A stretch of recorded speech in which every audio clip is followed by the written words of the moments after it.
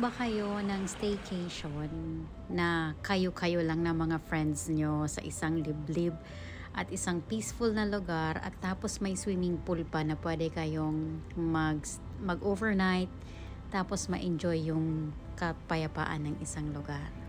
Well, this is a perfect place for you. If you're a group of 6 or more, eto yung nakita namin sa Antipolo na Airbnb, and I'm sure you will definitely like this place. So me and my friends, we booked this for an overnight stay. Ito yung stay na nakita namin sa Airbnb. We booked this for a night. Tapos ang room rate niya is 9,000 plus, and for a group of 6, napakamura na niya. At tingnan nyo, I'll tour you around. So this is the living room area. Tas yun yung first na toilet. And this is the kwarto na good for 4 persons. Ayan. So, 4. May aircon siya. Tapos, this is another room. Dito naman, kasya ang 2. And if you have if you're more than 6, pwede din mag-a-add na lang kayo ng 1,000 per person. At tas may mga bunk beds naman doon. Ay may mga bed na pwede silang ibigay sa inyo. So this is the living room area. Ito yung kitchen. And sa kitchen kompleto na sila. So may fridge, merong oven, tapos may lutuan, tapos may rice cooker. So, provided na yan lahat dito sa bahay. So, bahay talaga siya, guys. So, i-rent nyo yung buong bahay. So, pwede rin siya pang team building. Pero pag team building siguro, I guess, maganda siya kapag onti lang kayo sa isang team, like 10 or less. Kasi maganda tong lugar, pero pangit siya kapag crowded na kayo. Ayan. So, may mga yellow na dun sa fridge. Ayan. So, dito kami nagluto. May mga baon kami, kaya nagdala na lang kami ng pagkain namin. And, this is another toilet. So, isang toilet din to. So, may shower. May provided na silang sabon, tissue. Ayan. And, sa labas naman, kasi yung owner daw nito is isang gardener. So, ito yung labas.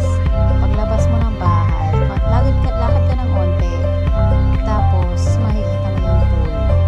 But before you go to the pool, madadaanan mo yung garden niya. Ito yung pond. So, may pond naman yung pool. Hindi yan pool may mini swamp. Mas umaga lang sila ng water.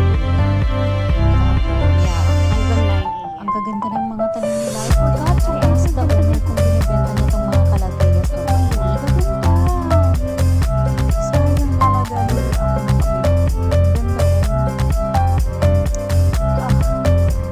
I think babalik ako sa lugar. Actually, this is our second time here. Ako si Nori, si Grace, tapos yung mga kapatid Nori. This is our second time here. We booked this place last 2020. Kaya bumalik kami this 2025 para mag-staycation. So this is the pool. So kapag group of 6 kayo, dala lang kayo ng floaters nyo, tas swimsuit kayo dito. So, dumating kami dito mga past 3 p.m. na, pero ang check-in time na is 2 p.m. So, ayan. And then, kumain kami. After kumain, dito muna kami tumambay. Habang inaantay sila Pati. Kasi sila Pati, so, nag-swim muna kami dito. Nilinisin muna namin yung pool kasi wala kami magawa.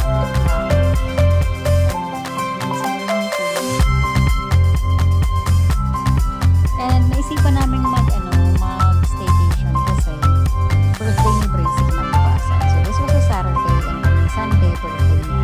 So wala lang, celebrate lang ba? We deserve to celebrate our friendship din naman kasi. So kaya sa mga mag-friends dyan, this is your sign to book a place. Wala lang, yung parang trip nyo lang, mag-usap lang kayo magdamag, no phones, tapos talk about life, deep talks ba, mga ganyan. So yan, habang nagsiswim-swim, disconnect muna kami, and then chismisan. Ayan. And eto na pag-tripa namin yung GoPro kasi nag-swim yung Enday. Ayan, kami, underwater camera. Ay, si Nori. Hi, Nors! So, Nori has a shift that this night, pero malakas naman yung internet nila sa bahay, kaya nakapag-work siya ng gabing yon. And yan yung bahay ng may-ari. And this is their pool.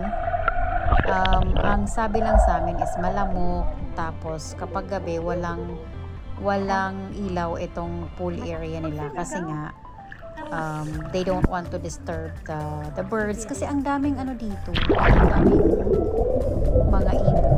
Maririnig po talaga super ng nature. Ayun si Bracy, diba? Birthday niya.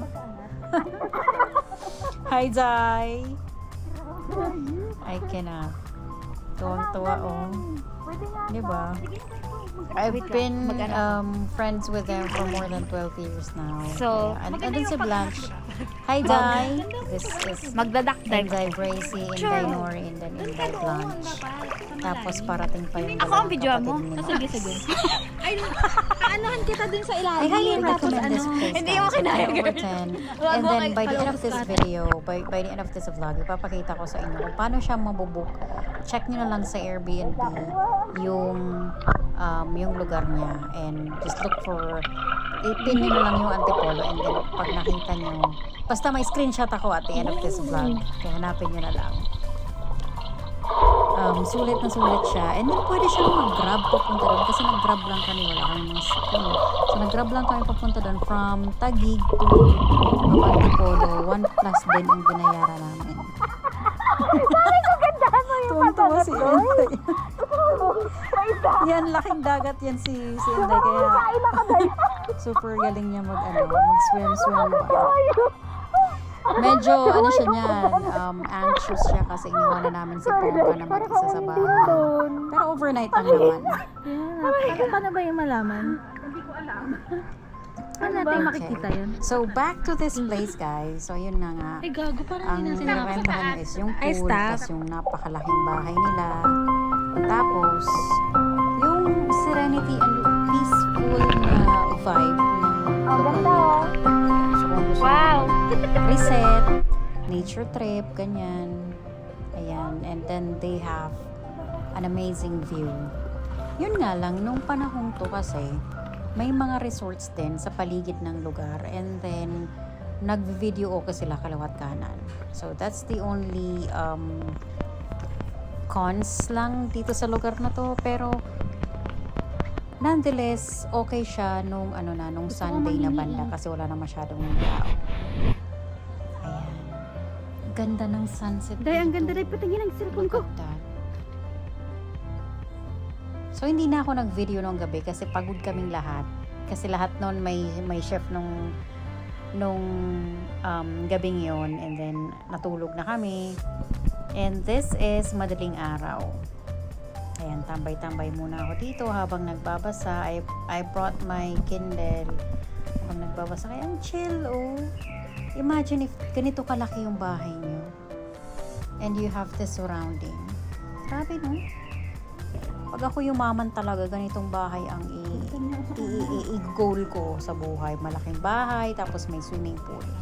Yun lang. Tapos mga pusa. Yun. This is Nona and Patty. Nasa si Bracy. Birthday na niya, Nan. Hi, Jai. So yun, this is a Sunday morning. Pwede rin. Or pwede rin daw. Gusto mo dun sa may sweet. Kaya malayo na. So pwede kayong mag-breakfast dito sa labas. Yan, papakita ko muna. So, yun. So, sa side na to, pwede kayo dyan mag-breakfast kasi may mesa. Pwede din kayong mag-ihaw kasi nag-provide na sila ng uling, tsaka meron dyang ihawan. Kaya, kitang-kita pala tayo sa loob ng ano pang inaan nyo? Ano pang kulang dito? Parang lahat provide na nila. So, yan. So, pwede kayong tumambay dito. Ayan. Dyan kumain. And punta ulit tayo sa pool. So this is early morning. Kaya ang ganda ng ng vibe ba. Parang very probinsya pero malapit ka lang sa city kasi this is just in Antipolo. Just an hour away from Manila. So pwede kang tumambay dito. Ayan sa may parang cottage nila.